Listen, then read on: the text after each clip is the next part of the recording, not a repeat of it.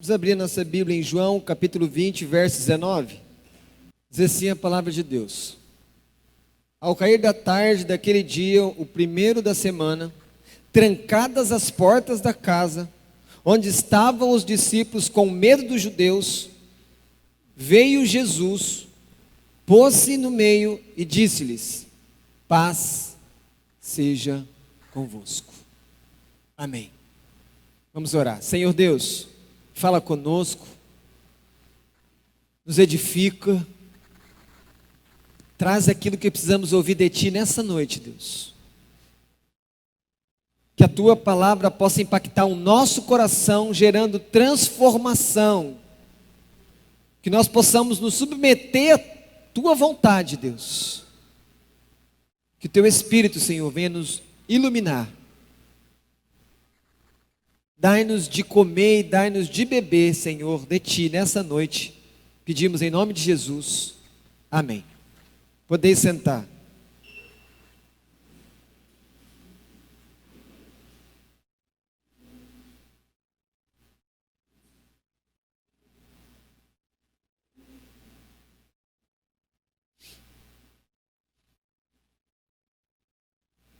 O que está acontecendo com os discípulos de Jesus nesse momento? Eles estão no domingo, reunidos. Diz a Escritura que as portas estão trancadas. Mas, de repente, sem abertura das portas, o mestre, aquele que estava morto, entra e diz aquilo que todos nós precisamos ouvir de Deus: paz seja convosco.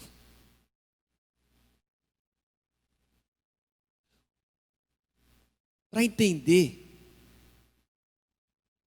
como que essa paz deve ter inundado e alegrado o coração daqueles homens, eu preciso voltar um pouco no tempo. Como é que foi a semana desses homens, discípulos de Cristo? Como é que foi a sua semana? A Escritura diz que nós temos dias que são maus, mas às vezes os dias se tornam semana. Não é um dia, às vezes uma semana inteira má. E dependendo da situação, é mais que uma semana. Vai se somando as semanas, de repente, nós temos lá meses. Ficamos confusos. Alguns começam a ter necessidade de tomar remédio para dormir, porque não tem mais a paz de Deus. Porque os problemas chegaram de verdade. O medo está no cardápio de todo dia.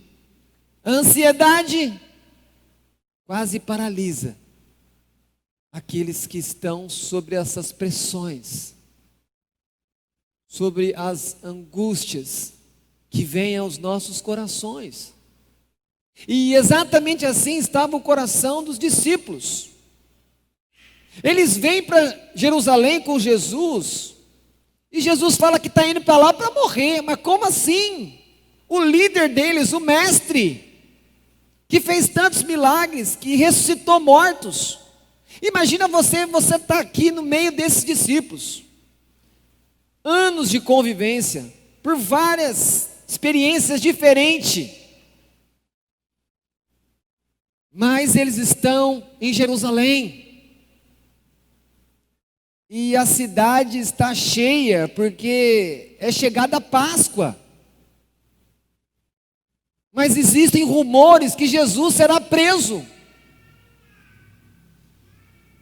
Mas então, no meio dessa turbulência, da tempestade, o próprio Senhor Jesus vira para alguns deles e diz: olha, vai em tal lugar e prepara uma ceia para nós vamos comer a Páscoa. E diz a Escritura que Jesus estava na expectativa, que é a ansiedade boa, para comer a Páscoa com os seus amigos, os seus irmãos, seus alunos. Então eles se reúnem, Jesus lava o pé deles, dando uma lição de humildade, mostrando que aquele que quer ser o líder tem que servir. Então eles têm uma noite ali com o mestre. Jesus fala que eles têm que amar um ao outro. Jesus diz que eles não podem fazer nada se não estiverem ligados a Ele. Jesus fala que está dando a paz para eles, e é uma paz que não vai ser retirada. Jesus diz que Ele tem que ir para o Pai, voltar para a glória que Ele deixou quando Ele se encarnou, mas que Ele vai enviar alguém como Ele, um Consolador, que é o Espírito Santo. Então são muitas coisas ao mesmo tempo para se processar. Uma semana difícil na cabeça desses homens. E então eles terminam aquele encontro, Jesus fazendo uma oração no capítulo 17 de João, a oração sacerdotal, onde ele se entrega a Deus, onde ele pede proteção pelos discípulos. E então eles cantam um louvor a Deus e saem, porque Jesus sabe que está chegando o seu momento de enfrentar a rude cruz. Lembre-se que ele soa sangue, tamanho é a pressão que está sobre Jesus como homem. E então, os guardas chegam. Pedro já puxa do canivete dele de limpar peixe, e já tira a orelha de um dos soldados, mas Jesus fala: não, não é assim, eu vim para esse momento. Você não pode, Pedro, querer me livrar de algo que Deus me fez para vir aqui. Eu me tornei homem para esse momento, para morrer nessa cruz. Mas eles ainda não tinham esse entendimento. E então, eles começam a fugir um após o outro, porque eles estão vendo que a situação ficou perigosa. O mestre está preso. Ele vai ser levado para as autoridades de Israel. E onde esses homens ficaram então, escondidos, tentando buscar informações, como é que está? Jesus vai ser processado, quem é que vai julgar ele? Vai ser Herodes, vai ser Pilatos? Então chega a notícia que Jesus foi condenado. Eles escutam falar que nas ruas de Jerusalém, Jesus está carregando ali a madeira da sua própria cruz. E então eles ficam sabendo que Jesus foi crucificado do lado de fora dos muros de Jerusalém, entre dois bandidos. Eles não estão ali, os discípulos estão com medo, eles fugiram. Só um está ali, João, acompanhando a mãe de Jesus. E então, às 15 horas da tarde de uma sexta-feira, que nós conhecemos como Sexta-feira da Paixão, Jesus morreu. Jesus experimenta a morte por causa de você, por causa do teu pecado, para que haja salvação para nós. Como foi difícil essa noite de sexta. E então chega o sábado, o dia do qual a Escritura não diz quase nada. Não fala como é que foi o sábado, o dia do Senhor para eles. O nosso domingo de hoje.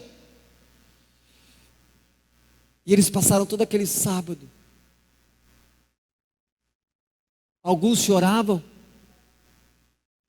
todos tristes, abalados. E agora, Jesus morreu e o nosso mestre, como é que fica? Como é que nós vamos fazer agora? Mas no domingo, de madrugada, bem cedo, algumas mulheres vão lá no túmulo para levar perfume sobre o corpo de Jesus. E elas percebem que a pedra foi removida e o túmulo está vazio. E algumas delas vêm até os discípulos. João e Pedro saem correndo, vão até o túmulo. Chega lá, o túmulo está vazio. Mas os panos estão lá, o lenço que envolvia a cabeça de Jesus estava lá. E então eles voltam. Agora, além de se preocupar que Jesus morreu, cadê o corpo? Onde está o corpo do mestre? O que foi feito? Será que o Império Romano levou ele embora? Eles estão consumidos.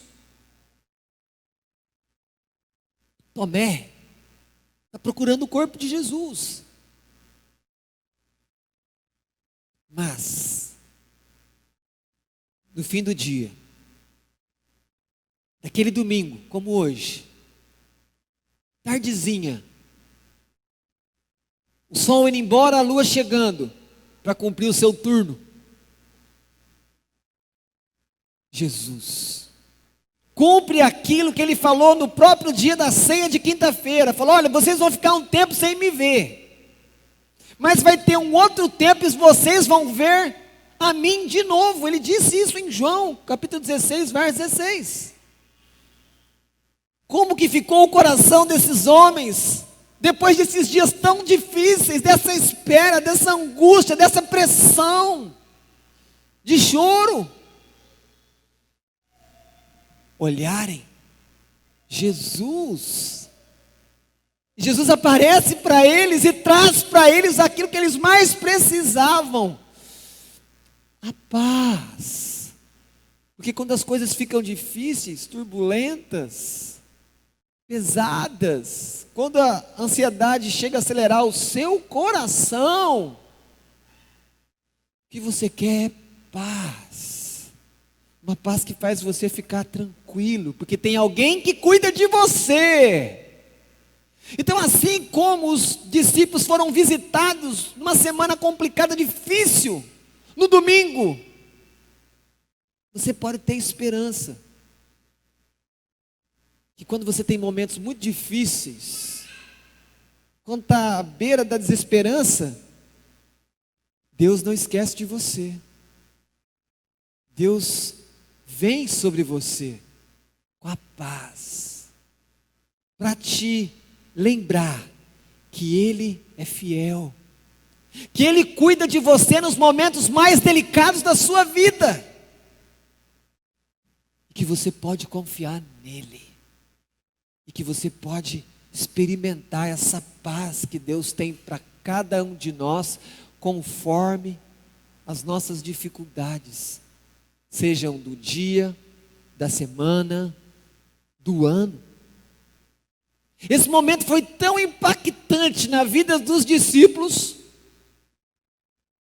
que mesmo depois que Cristo volta para o céu, e a igreja tem início conforme Atos 2, a igreja nos seus primeiros anos, nas suas primeiras décadas, todo domingo, existia um momento na hora do culto a Deus e a Cristo, que eles faziam uma oração na hora do culto de domingo, lá no início da igreja primitiva: Maranata, vem Senhor Jesus. Eles oravam assim, porque assim como os discípulos tinham experimentado a vinda de Jesus um domingo, quando eles estavam trancados numa casa com medo dos judeus, a igreja agora todos os domingos dizia: vem Senhor Jesus para nós. Vem trazer a sua paz sobre nós, Senhor Jesus. E os séculos se passam, e mais séculos vêm, e a igreja continua com o mesmo discurso: vem Senhor Jesus buscar a tua noiva, vem Senhor Jesus buscar a tua igreja, vem buscar aquilo que é teu. Você que tem Cristo, você é propriedade exclusiva de Jesus, e Ele comprou você com o sangue dele. Mas o texto diz que eles estavam com as portas trancadas, e o mesmo texto explica que estavam trancadas porque eles estavam com medo. Eles andaram com o Senhor da vida, andaram com um homem que fazia milagre, um homem de dores, de misericórdia, o Filho de Deus. Mas agora, quando eles ficam sem a presença de Jesus, fisicamente, Eles entram numa casa porque estão com medo e trancam as portas. Eles estão profundamente abalados, tristes. Tomé nem fica, Tomé sai à procura, cadê o corpo de Jesus? Mas se por um lado, essas portas trancadas mostram que eles estão com medo, como nós também às vezes temos os nossos medos, e que eles estão mostrando também que eles estão com uma carência profunda da paz de Deus. Por outro lado, essas portas trancadas, elas servem para mostrar que o mestre que vai chegar agora é um mestre que tem um corpo glorificado, um corpo imortal que atravessa a parede, e que as portas não precisam se abrir para ele, porque ele passa. Percebam como que aquilo que parece que é a fraqueza do homem, no final serve para mostrar o poder de Deus. E é assim na sua vida. É nas suas fraquezas, debilidades, dificuldades, que o poder de Deus vai vir para te socorrer, para fazer aquilo que você não é capaz de fazer. Cristo, com o corpo glorificado, surge no meio deles. No primeiro momento, eles tiveram até dificuldade de entender se aquilo era o Espírito de Jesus. Não, era o corpo de Jesus. Porque ali também Jesus fala: eu sou o Jesus das cicatrizes. Olhem para mim, olhem para os espinhos. Não para os espinhos, mas para as marcas que os espinhos fizeram. Minhas mãos. Olha aqui do lado. Eu tenho as marcas da cruz. Então é o Jesus das dores, é o mestre está encontrando com eles, mas com o corpo agora glorificado.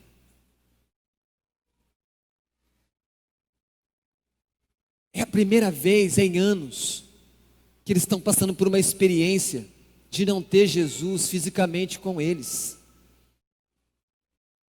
Como que é para nós cristãos lidarmos com aquela percepção que parece que em alguns momentos da nossa vida Deus nos abandonou, parece que Deus virou as costas para você, parece que Deus não está mais com você. Isso acontece na carreira cristã. E é exatamente isso que os discípulos estavam sentindo.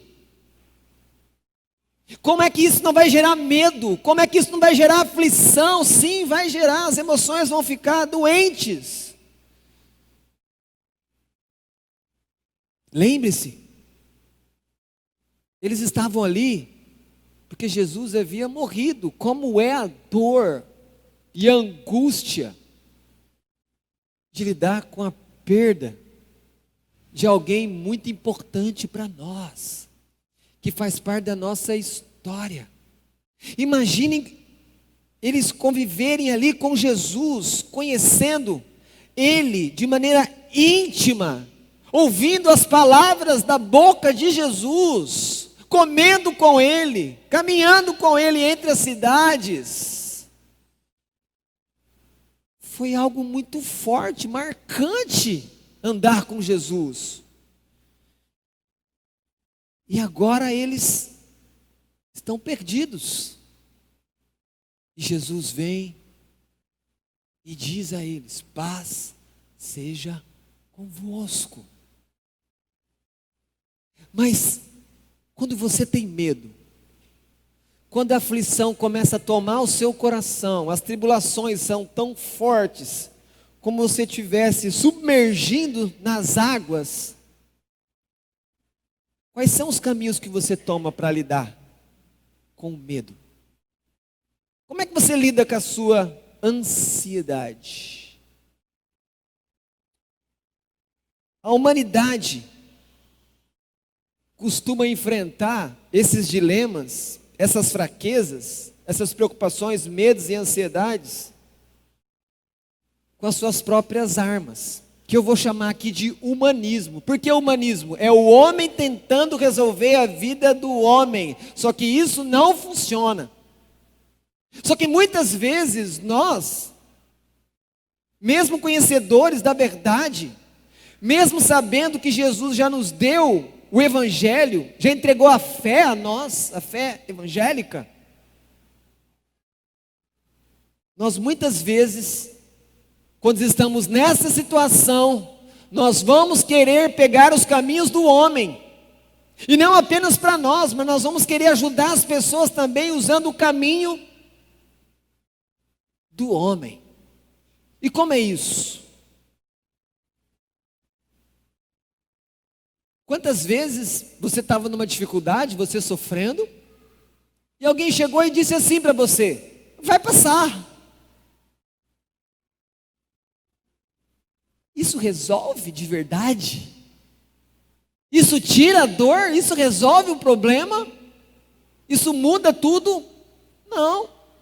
Ele só está dizendo para você que vai vir um dia amanhã, depois outro dia, que o calendário vai andar. Só que isso não resolve, mas nós falamos isso para as pessoas: vai passar. Onde está o consolo? Onde está a segurança dessas palavras? Não tem peso nenhum. Mas muitas vezes nós só temos isso para ouvir: vai passar. Ou então, alguma pessoa chega para nós e fala assim: não pensa nisso não, muda o foco. Como que eu vou mudar o foco? Eu posso até ficar um momento sem pensar, mas está dentro de mim, é algo interior. Lembre-se, a situação não é apenas de nós não deixarmos nos levar pelas soluções do homem, porque quem conhece o homem é o Criador, então nós precisamos da solução que vem de Deus. Mas pior do que isso ainda, não é apenas quando nós usamos esses remédios errados para a nossa alma, mas é também quando a gente indica esse remédio para outra pessoa, como se aquilo realmente fosse resolver a vida dela, e não vai. Se você fala para a pessoa: não pense nisso, ela pode fazer uma viagem, ela pode ir para uma festa, ela pode passear no shopping, mas quando ela volta, quando ela dorme, quando a gente se encontra com aquele travesseiro, que é pessoal, volta, está ali com você, dorme com você, acorda com você, então não adianta, não resolve, é uma psicologia que não funciona. Não é a psicologia de Deus. Outros ainda vão dizer para você: você precisa pensar positivamente que as coisas vão acontecer. Que isso? Se você pensar que vai dar certo, vai dar certo. Ou então há poder nas minhas palavras? O poder não é mais de Deus? Eu sei que nas palavras de Deus tem poder. Porque o capítulo 1 de Gênesis mostra isso para nós, literalmente. E haja luz, e haja sol, e haja separação entre a água e a terra, e as coisas acontecem. Há poder nas palavras de Deus, não na minha, não na do homem. Por acaso o homem não é mentiroso? Como é que vai ter poder na palavra do homem para fazer as coisas mudarem? Para mudar as circunstâncias? Só Deus tem poder para isso. Por isso que só Ele é fiel. Só Ele é confiável, só Ele é o nosso porto seguro, é para Ele que nós corremos no dia mau, porque Ele pode amparar, porque Ele tem poder, Ele tem competência. Pensamento positivo não resolve, porque não é o que eu penso que vai realizar a história, mas é Deus. Nós temos ainda uma ferramenta muito boa na mente, que é muito frutífera também nas nossas crianças, que é a imaginação. Só que o problema, quando a gente está pressionado, quando a gente está com medo, quando a gente tem uma pressão muito forte, a nossa imaginação geralmente trabalha contra. A imaginação pega aquela situação e ela projeta para frente, geralmente pior. Ela faz uma coisa difícil, como se na frente fosse uma coisa terrível, um caos. A imaginação trabalha contra você. Também não dá para ir por ela.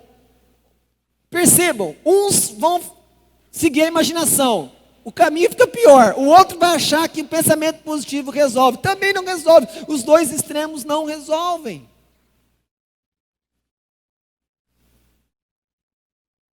E daí alguém mais sábio ainda vai dizer assim para você: não adianta preocupar, a sua preocupação não muda nada. Isso é verdade.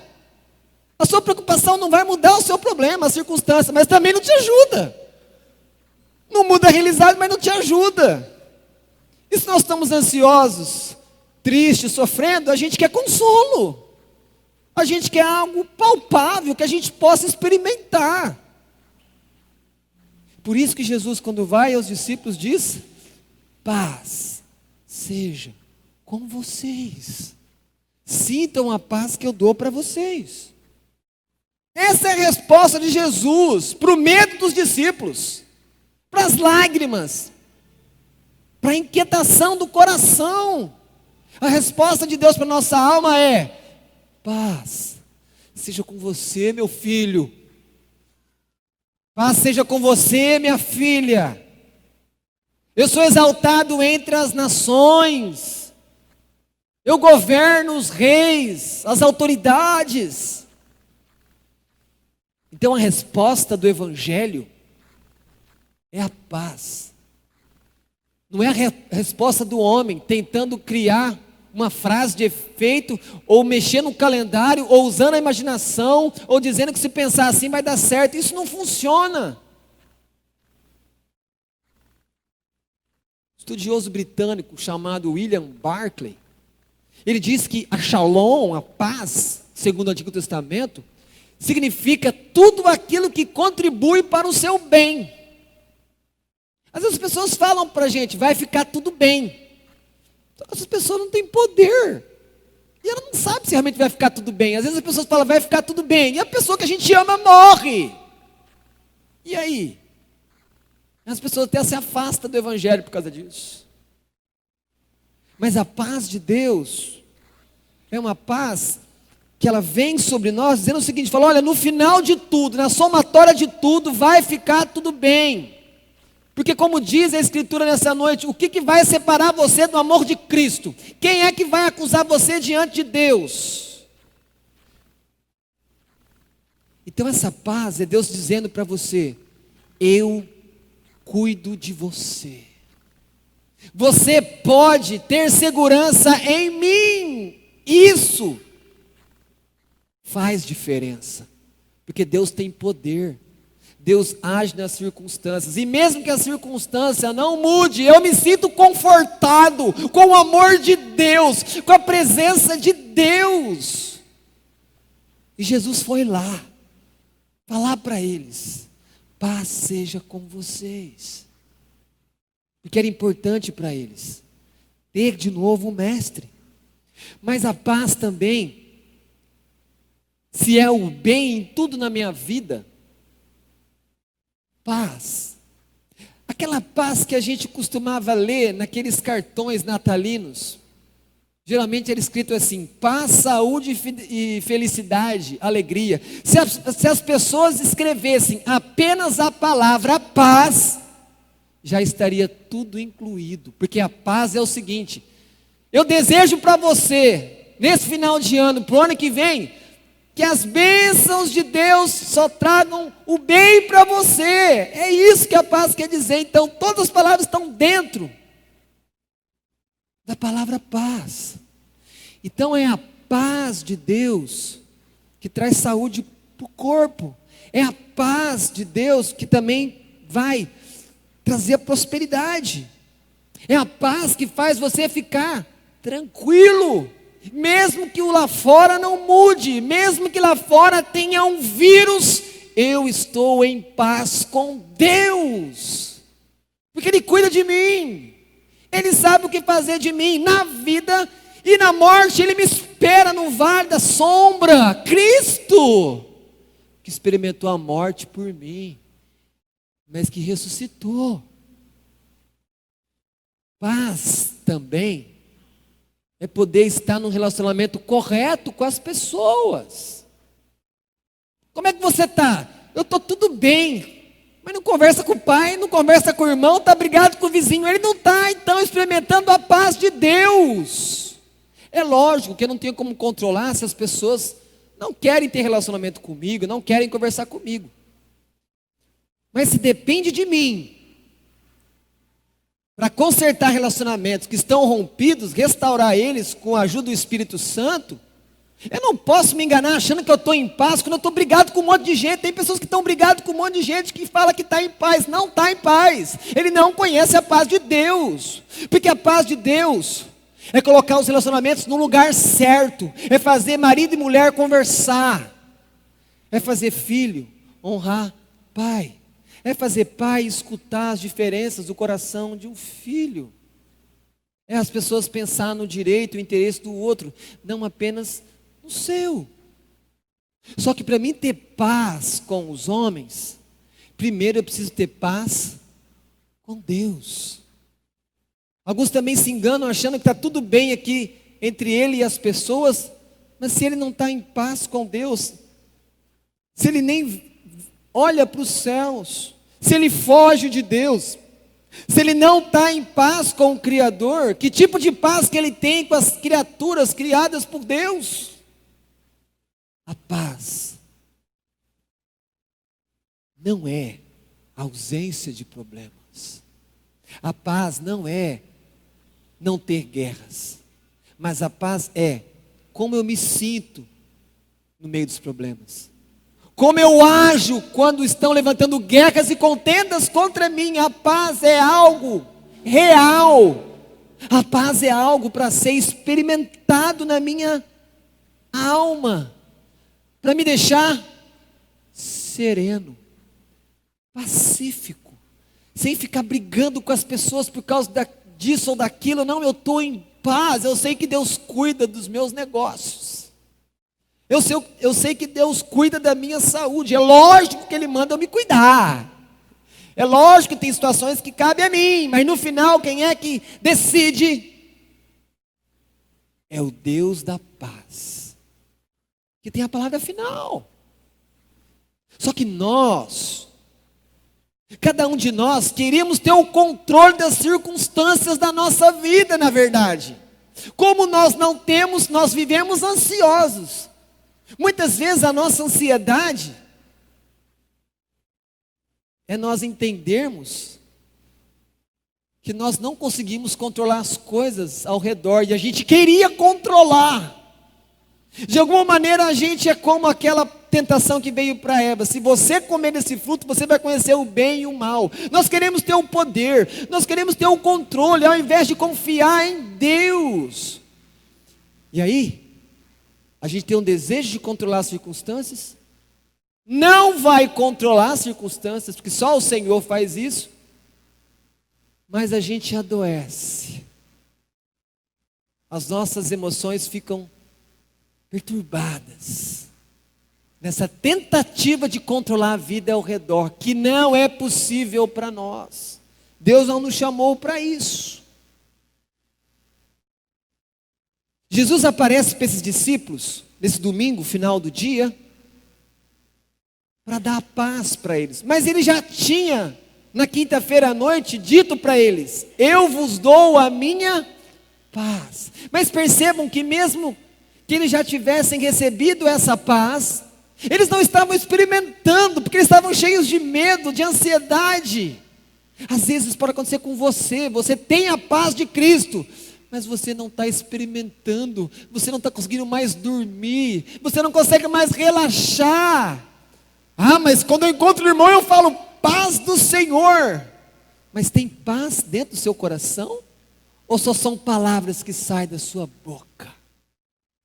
A paz de Deus não é abstrata, ela é para ser experimentada, ela é para trazer alívio. A paz de Deus é um anestésico que não tem contraindicação nem efeito colateral, e que faz bem para todas as almas. O casal que viviam para Deus, eles tinham uma obra missionária muito grande na Inglaterra, e eles tiveram uma filha, uma linda filha, e essa filha foi ser missionária em outro continente, e chega a notícia que essa filha está muito doente, e eles vão então juntos orar por essa filha, e a oração deles é: Senhor, se tu queres, podes curar a nossa filha. E eles iam orar no outro dia, e aí então, eles perceberam que o Espírito Santo não os levava a dizer aquela oração que todo pai faz: Deus, cura minha filha. Mas eles não oravam isso, eles oravam: Deus, se tu queres, cura a nossa filha. E eles tinham paz quando eles oravam. E passaram-se então 6 semanas. E na manhã do dia que a filha morreu, eles foram orar, e eles testemunham que foram visitados por uma paz quando eles fizeram aquela mesma oração. Percebam, a paz é aquela companhia que vai ser aquela decisiva num dia muito difícil para você. Esse casal experimentou a paz ao receber a notícia que a filha partiu, que Deus levou. Mas entendam uma ligação aqui importante para nós. O que eles faziam com a notícia que podia tirar a paz deles, que podia atribular, que podiam fazer eles parar todas as coisas? Eles pegavam aquela enfermidade na vida da filha e eles colocavam diante de quem podia resolver, mas eles nem pediam para Deus resolver, porque sem perceber o Espírito Santo estava os preparando para a partida da filha. Então eles estavam se entregando de maneira mansa, pacífica, à vontade de Deus. Mas olha como o Espírito preparou eles, 6 semanas até chegar o dia da partida. Mas eles experimentaram isso, porque eles fizeram aquilo que nós precisamos fazer quando a ansiedade está muito alta, quando o problema está tirando o sono. Eles foram até o trono. Eles foram diante daquele que pode resolver todas as coisas, ao trono da graça, ao trono de Deus. Os discípulos ali, nós podemos dizer que eles são o embrião da igreja, que vai nascer em Atos 2. Algum tempo depois, alguns dias depois, o Espírito Santo vai vir sobre esses homens e algumas mulheres que estavam com eles, e a igreja vai começar. Então, de algum sentido, eles ali são o início da igreja de Jerusalém. Percebam uma coisa aqui importante: a igreja precisa ser um lugar de paz. Só que essa paz que a igreja deve viver, ela passa não apenas por nós estarmos reunidos, mas por ser uma reunião onde ali há pessoas que não estão rompidas umas com as outras. Equivale a dizer o seguinte: quando Jesus vira para os discípulos, chega diante deles e diz: paz seja convosco, ao mesmo tempo que Jesus está dizendo para eles: vocês têm paz com meu Pai, vocês estão em paz comigo, se alegrem, se acalmem. Jesus também está dizendo: vocês precisam ter paz uns com os outros. Como que é importante na igreja, cada um dos membros, cada uma daquelas pessoas que formam a igreja, lutar para manter aquilo que o Espírito deu à igreja, que é a unidade. A igreja diante de Jesus é como o corpo, é um só diante dele. Mas como ser um só? Como manter a unidade dada pelo Espírito, conforme Paulo escreve em Efésios capítulo 4, verso 3. Se muitas vezes dentre nós, no meio da igreja, pessoas rompidas umas com as outras, pessoas que não conversam umas com as outras, que não saúdam umas às outras com a paz, essas pessoas vão ter problema. Essas pessoas elas podem adoecer nas suas almas, porque aquilo vai afetar a vida espiritual delas.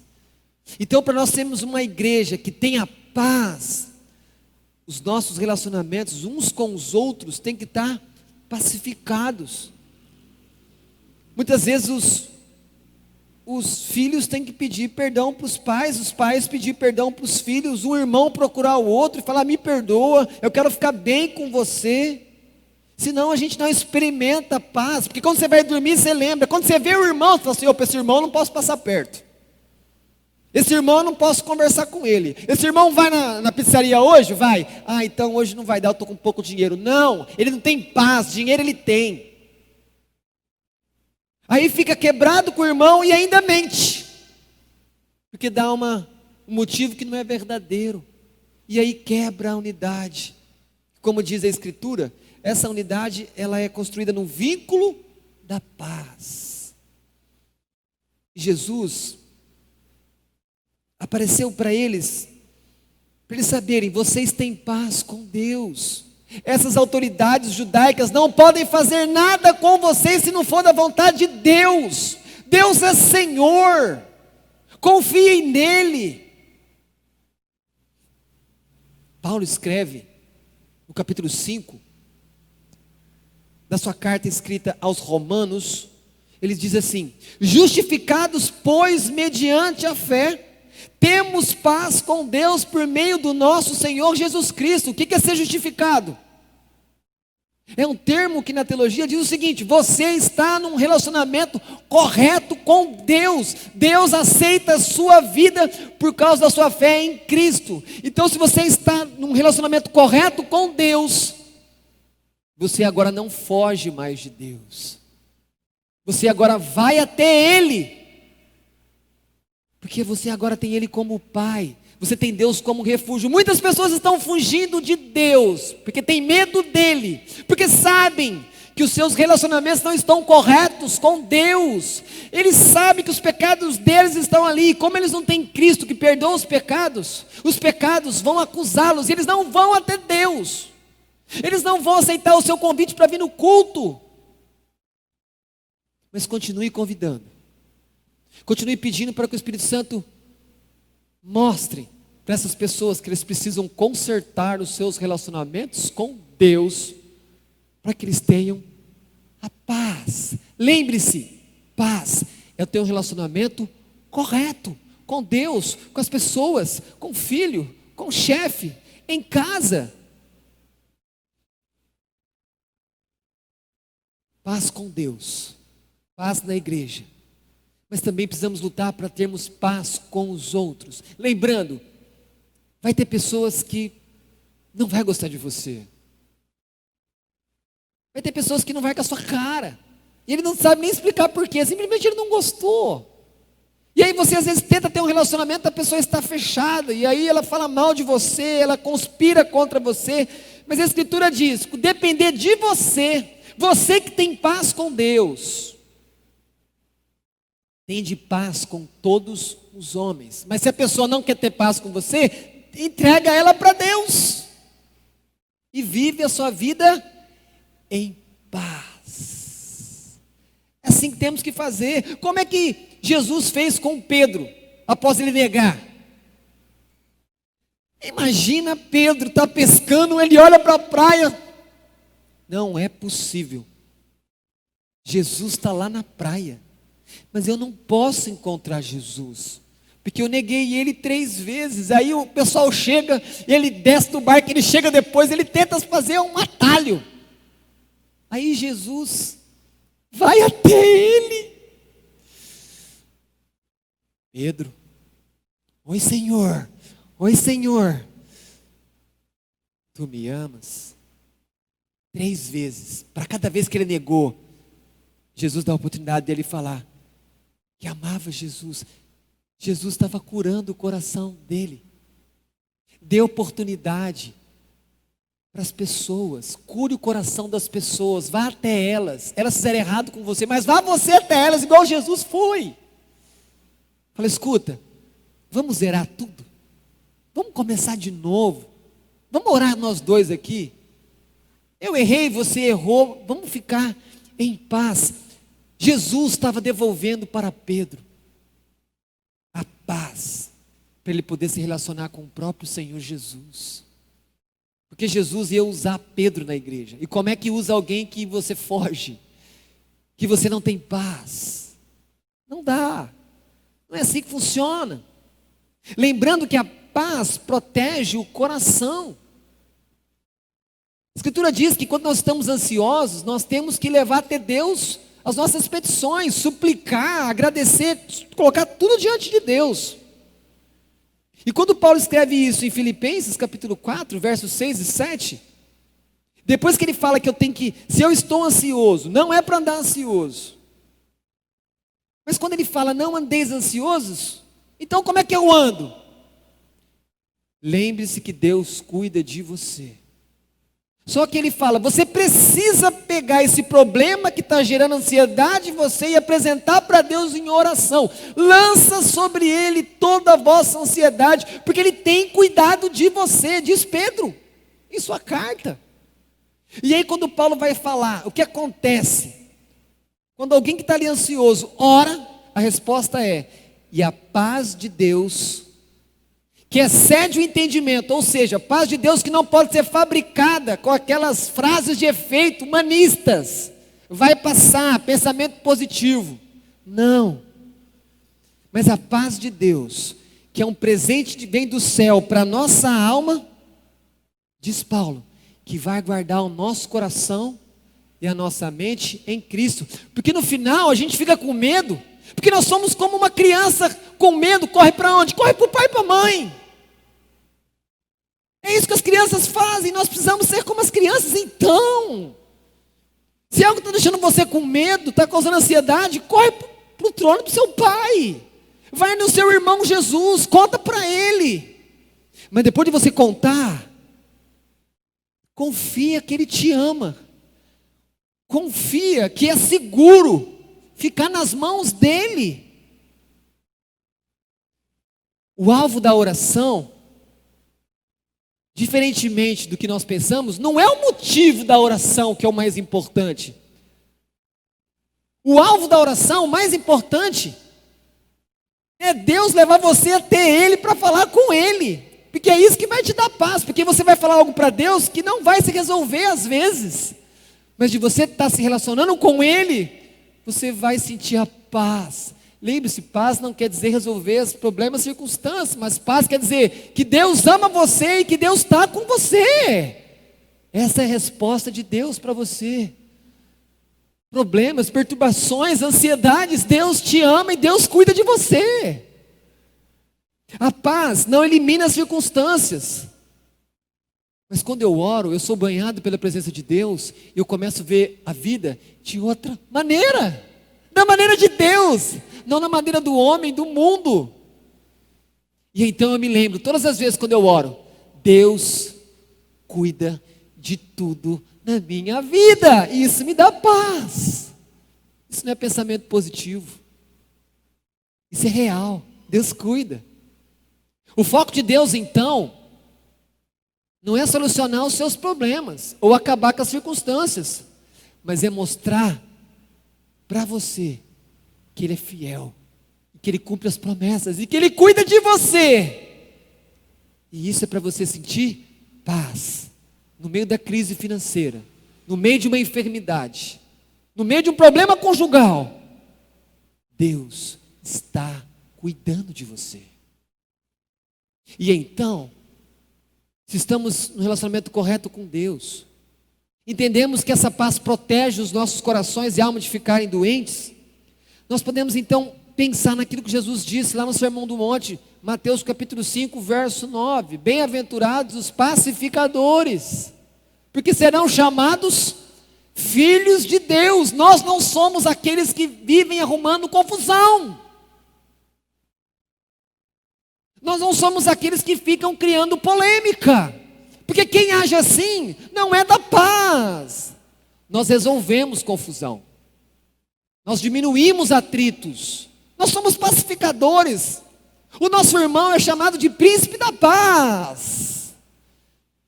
Essa é a nossa herança, levar a paz para as pessoas, ajudar as pessoas em seus problemas. Quando um cristão vê um casamento com dificuldade, o que ele pensa? Separa mesmo, arrebenta com essa mulher, arrebenta com esse homem. Não, esse não é o evangelho.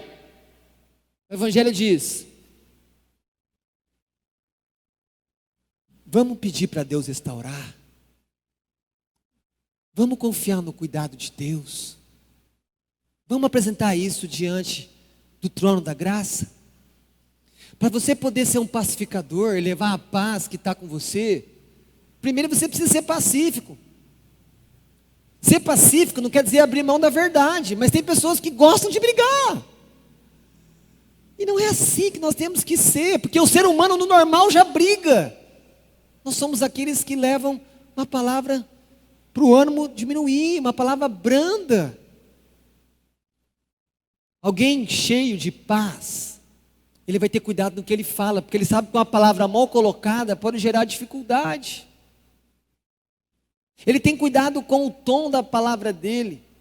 Ele olha a questão do gesto dele, porque ele pode ser mal interpretado. E uma pessoa que tem a paz de Deus, ele quer que as pessoas continuem com paz umas com as outras. Mas quantas vezes a gente percebe que as pessoas, por motivo nenhum, praticamente, elas começam uma confusão sem necessidade. Filhos e filhas de Deus, vós sois pacificadores, não causadores de tumulto, de confusão. Jesus veio na sua vida, se você já confessou Ele como Senhor. E quando Ele veio na sua vida, Ele justificou você.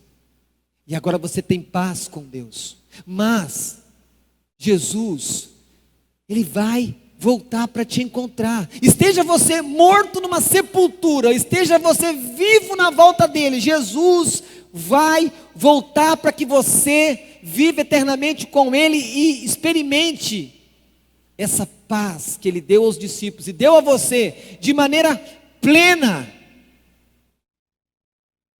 E lembre-se, a paz de Cristo é a resposta de Deus para os seus dias difíceis, para aquelas pressões que continuam ali em cima de você quando você vai dormir. A paz de Deus é a resposta para você. É essa paz que vai ser o verdadeiro alívio, que vai permitir você voltar a sorrir, porque tem muitos motivos para você se alegrar sim no amor e cuidado de Deus. E quando chegar o final do dia, você vai deitar junto com Deus e vai dormir, porque você sabe que Deus vai cuidar de você até o fim. Paz seja convosco, igreja.